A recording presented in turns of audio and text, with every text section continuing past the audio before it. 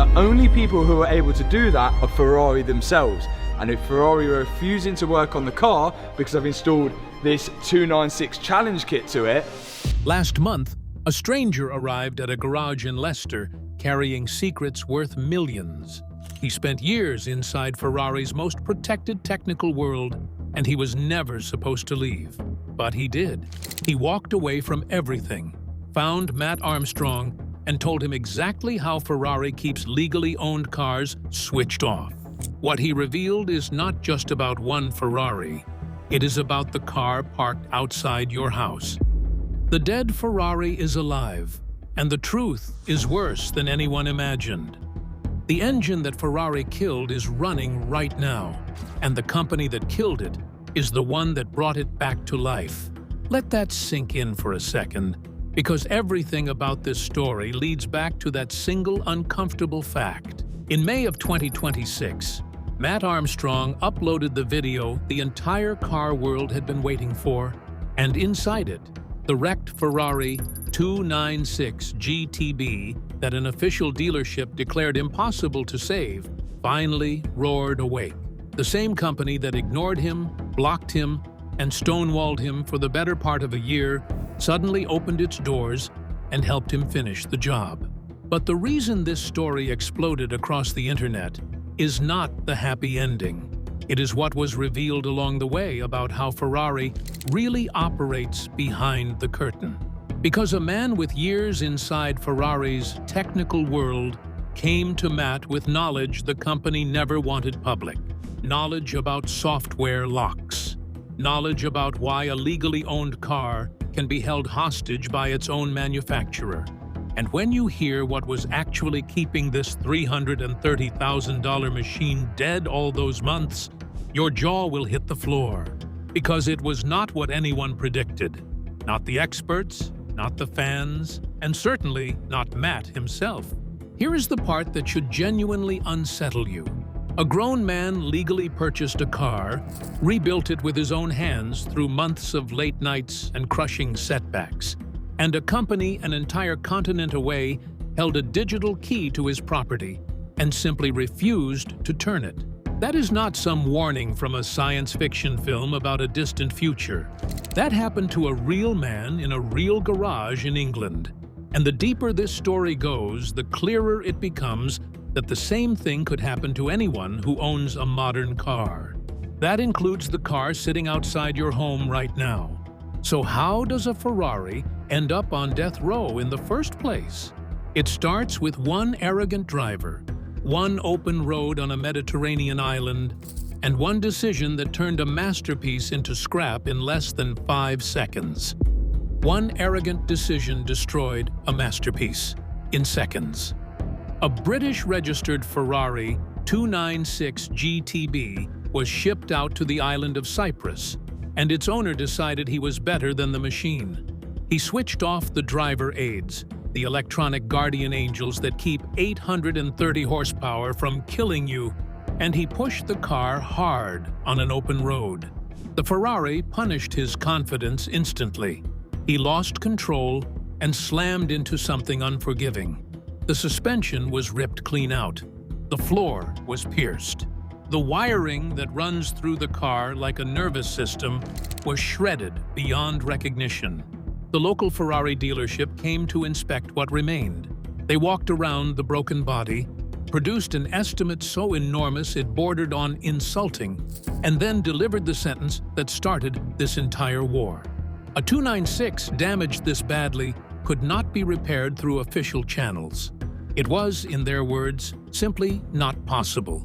Most human beings hear the word impossible and quietly walk away. Mat Armstrong heard it and reached for his wallet. He paid roughly £100,000 for the corpse of a car worth $330,000 new. And if that sounds insane to you, you are not alone. But Mat is not a normal buyer. He is a self-taught mechanic from Leicester with no formal training whatsoever. A former BMX rider whose sporting career ended with a shoulder injury, who discovered during the pandemic that he had a rare gift for raising dead cars. His first project was his girlfriend's crashed Audi, bought back from the insurer for £600 and repaired on camera with nothing but determination and a cheap GoPro. From that humble beginning, he built an empire. He rebuilt a totaled Porsche GT3 RS that the industry wrote off completely. He resurrected an Aston Martin that had been fully submerged underwater with catastrophic engine failure. Nearly 7 million people now watch him do what dealerships call impossible. And that audience would soon become the most powerful tool in this entire fight. He flew out to Cyprus carrying $11,000 worth of genuine Ferrari parts. And in a strange moment of goodwill, the dealer even let him use their own yard and tools to get the wreck rolling again. By the time the car landed in Leicester, he was already $140,000 deep into the project. Then he pressed the start button, and the car answered him with 5 cold words that would consume the next year of his life. 5 words on a screen and $20,000 burned for nothing. The dashboard lit up and displayed a message: hybrid system failure. Go to dealer. That was everything the car was willing to say, and it repeated those 5 words no matter what Mat did, like a guard repeating orders at a locked gate. There was no further explanation, no code to look up, and no clue about where the problem was hiding. Just an instruction to surrender the car to the very network that had already turned its back on him. Here is what makes this particular car so uniquely cruel to repair. An old-fashioned petrol engine will cough and splutter and fight to live, even when it is badly wounded. Give it fuel, air, and a spark, and it will at least try. A hybrid Ferrari does the exact opposite. The 296 pairs its twin turbo V6 with an electric motor, and buried under the floor sits a high-voltage battery built from 80 individual cells, each one watched over by its own tiny supervisor computer. Those computers answer to a battery management module, and that module holds absolute power over the entire car. If it does not grant permission, the car does not wake. It does not crank. It does not even try. The machine simply lies there in silence, beautiful and useless, while 830 horsepower waits for an approval that never comes. Mat attacked the problem the way he attacks everything, with relentless logic and stubborn patience. He chased the pyrotechnic fuse that cuts high voltage after a serious crash, because that is the most common suspect in a wreck like this. It was not the answer. He replaced damaged components one by one, checking each connection twice before moving to the next. He even installed new curtain airbags, hoping to clear the crash data from the car's memory, a trick that has woken up other crashed cars before. Nothing changed. He hunted down every forum post, every engineer, and every specialist with knowledge of Ferrari hybrid systems, and the answers all pointed in the same hopeless direction. Specialists who spend their entire careers inside crashed vehicle electronics told him something chilling. Nobody outside the factory truly knows how to talk to these hybrid modules. Nobody on the outside has ever cracked them. So Mat made the most expensive gamble of the entire build. He ordered a brand new hybrid battery system costing more than $20,000, waited weeks for it to arrive, and fitted it with painstaking care over several days. Every cable was routed perfectly. Every bolt was torqued to specification. Then he pressed the button with his heart pounding against his ribs, and the same 5 words appeared on the screen. $20,000 gone. And the car had not moved 1 inch closer to life. There is a special kind of despair in that moment, and anyone who has ever poured money into a problem that refuses to budge knows it well. There was no error code left to chase, no manual left to read, and no expert left to call. The fault was not hiding in the metal. The fault lived somewhere in the software, behind a wall that only Ferrari could open.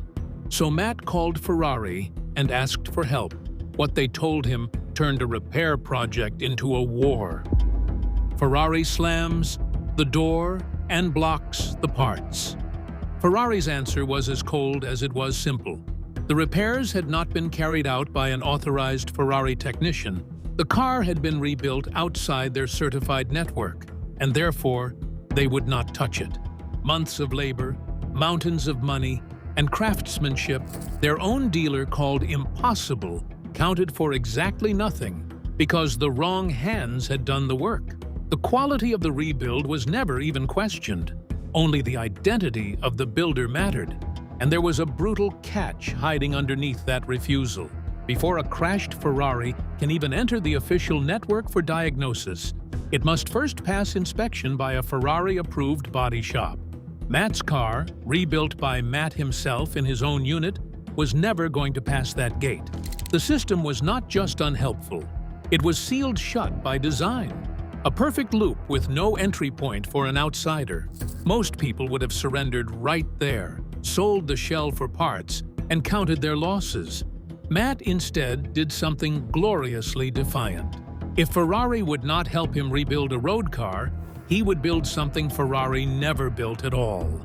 He started ordering genuine 296 challenge parts, the factory racing components from Ferrari's own competition program, planning to dress his hybrid road car as a full-blooded race machine. At first, the parts flowed freely, and the plan looked unstoppable.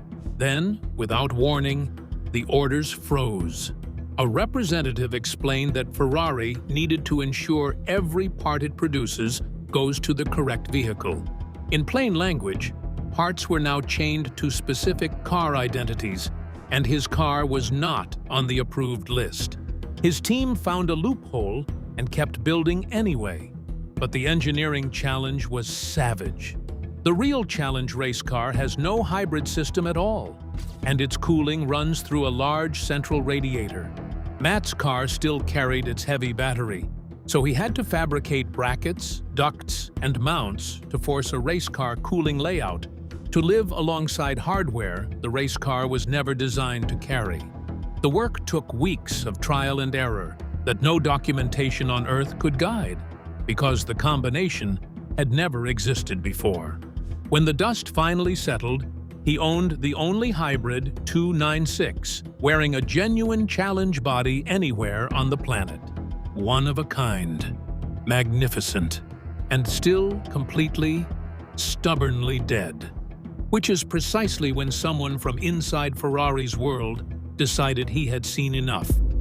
The man from inside the machine. While Mat was grinding away in Leicester, his battle was being watched far beyond his own audience. Every blocked order and every refused phone call was on camera, in front of millions, and people inside Ferrari's own technical network were watching too. According to the story now spreading across the car world, one of them reached his breaking point, walked away from that world entirely, and brought what he knew straight to Mat's garage. What he explained reframes this entire saga, and honestly, it reframes car ownership itself. The software locks paralyzing Mat's car were never a malfunction. They are the system working exactly as intended. Ferrari's electronic architecture is built on one core assumption, that the company will always remain in the loop. The car expects to pass through authorized dealers, authorized tools, and authorized hands from the day it leaves the factory until the day it dies. The moment that chain breaks, the moment a car is crashed and rebuilt outside the walls, the system does not merely fail to help, it actively refuses to run. That is not a bug. That is a feature, designed on purpose and defended on purpose. Now, here is where you deserve complete honesty, because trust matters more than drama. Mat has never publicly named a defecting Ferrari engineer in his own videos, and no credible outlet has confirmed one. Independent specialists with deep manufacturer experience examined this car, and everything they revealed about how the locked architecture works matches what you just heard, point for point. The insider knowledge is real. The control system is real. And what it means for every driver watching this is the most disturbing part of all. Because this is not really a story about one stubborn man and one broken Ferrari. Every modern hybrid from Maranello carries this same silent assumption of permanent factory control. The 296, the SF90, all of them. You do not simply buy one of these cars. You enter a relationship, and only one side of that relationship holds the keys. And if you think Ferrari saves this treatment for crashed cars and rogue rebuilders, the company's own history says otherwise. The blacklist that Ferrari pretends does not exist. Ferrari does not just sell cars. Ferrari sells the privilege of belonging, and the company guards that privilege with something insiders have whispered about for years. A blacklist. The reported cases read like a celebrity courtroom. Justin Bieber wrapped his white 458 Italia in electric blue, fitted a wide body kit, and sold the car at auction for charity, without Ferrari's blessing. He was reportedly banned for life. Kim Kardashian was reportedly frozen out, not for how she drove, but for how her carefully curated public image clashed with the brand's tightly controlled aura. The musician Deadmau5 wrapped his Ferrari as an internet cat meme and received a legal letter demanding he undo it. And the journalist Chris Harris wrote an article alleging that Ferrari prepared special press cars that performed better than what paying customers actually received. For publishing that, he was banned from driving their cars at all. A respected journalist, punished for reporting what he found. Step back and look at the pattern, because it is impossible to unsee. Modify your own property and risk exile. Project the wrong image and risk exile. Tell an inconvenient truth and risk exile. Ferrari even reportedly investigates crashes involving its cars, not to assist the owner in their worst moment, but to judge whether that owner still deserves the badge. The company's own chief executive has openly discussed restricting which paint combinations customers may order to protect what he called the values and identity of the brand. Read that again slowly. A company debating which colors you are permitted to choose for an object you legally purchased with your own money. Against an ordinary owner, this machine wins quietly every single time, because an ordinary owner has no audience, no leverage, and no way to make refusal expensive. But Mat Armstrong is not an ordinary owner. He had millions of witnesses watching every slammed door in high definition, and that changed the mathematics entirely. With nothing left to lose, he wrote one email directly to the manufacturer itself. What came back stunned everyone who had followed this saga from the beginning. Ferrari blinks, and the truth falls out. Ferrari responded. After months of silence, blocked parts, and slammed doors, the factory agreed to intervene with one strict condition attached. The car had to be fully complete before it entered their network. No loose wiring, no unfinished systems, no excuses of any kind.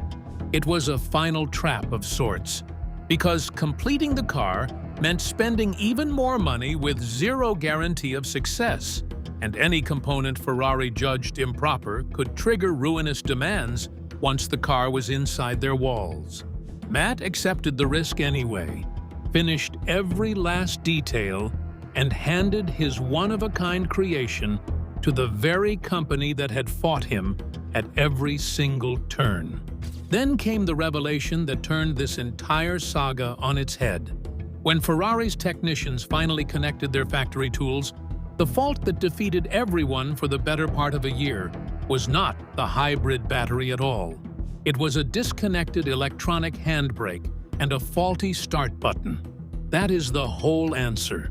A car worth $250,000 sat lifeless for months, swallowed $20,000 in wasted parts, all because of faults so small and so ordinary that any independent garage could have fixed them in a single afternoon, if only the software had been allowed to say where they were hiding.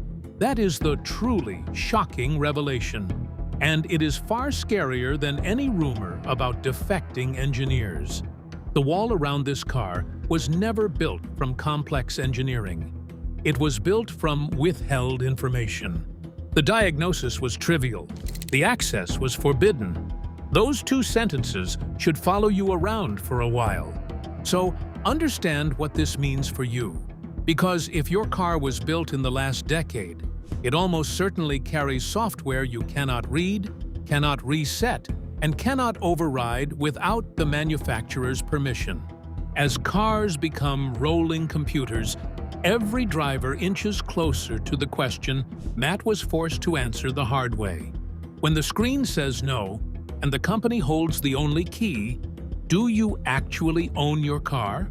Or are you just holding it for them until they decide otherwise? Matt pushed back with millions watching, and a giant blinked. The next owner who fights this fight might not have millions watching, and that is exactly what the manufacturers are counting on.